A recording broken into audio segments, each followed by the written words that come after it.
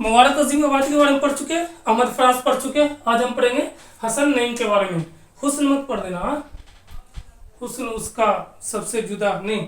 नईम के माने नेमत के होते हैं, डजंट मैटर। हसन नईम के बारे में पढ़ेंगे, इनकी जिंदगी को समझना है और इनकी 2 गजल आपके सिलेबस में है, उसको समझना है।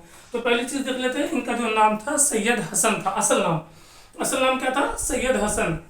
और किस नाम से मशहूर हुए? तो हसन नईम के नाम से मशहूर हुए।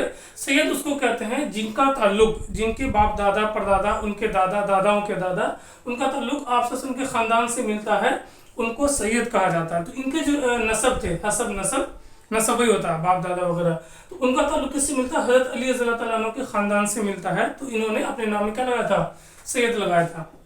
तो कह सकते हैं ये लोग सैयद खानदान से थे।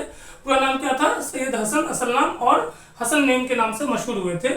और ज़मींदारी थी, काफ़ी पढ़े लिखे लोग थे, घराना काफ़ी बड़े लोगों का था, तो कोई दिक्कत की बात नहीं थी। उसके अलावा जॉब भी मिली थी, वो आला दर्जे की जॉब थी, वज़रात खारजा। खारिज के मानते बाहर, लेकिन यहाँ पे वज़रात खारजा कहते हैं विदेश मंत्रालय को, ठीक है।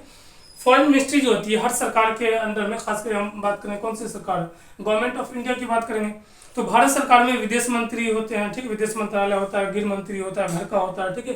तो वज़रात खारजा में विदेश मंत्रालय में इनको जॉब था, हाई प्रोफाइल जॉब था। लेकिन इनका हुआ कि इस्तीफा दे दिया। अब जॉब से इस्तीफा दे दिया, दिक्कत हुई तो वही क्या था, जमीन वाले को बेच के खा रहे थे।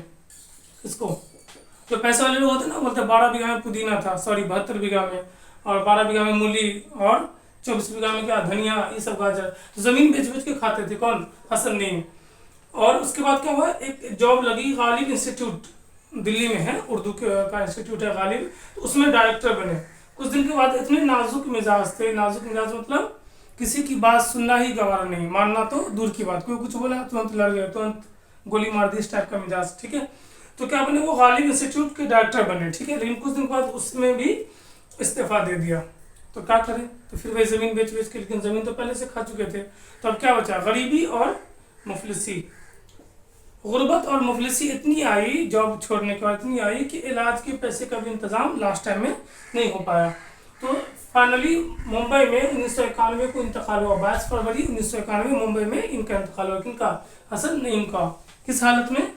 गुर्बत और अफलास की हालत में। और ऐसी गुर्बत, ऐसी मुफलिसी के इलाज के पैसे भी नहीं थे। अब देख लेते हैं उनकी शायरी के बारे में कि उनकी शायरी में क्या क्या खसूसियात है, ठीक है।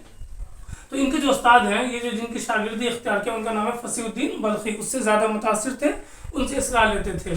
और इन्होंने जो पढ़ा था और जो शायरी इनकी है, वो क्लासिकल शायरी जो कहते हैं, जो परंपरागत पुराने ज़माने में शायरी चली आ रही है, तो उसका मुताला काफ़ी किया था इन्होंने।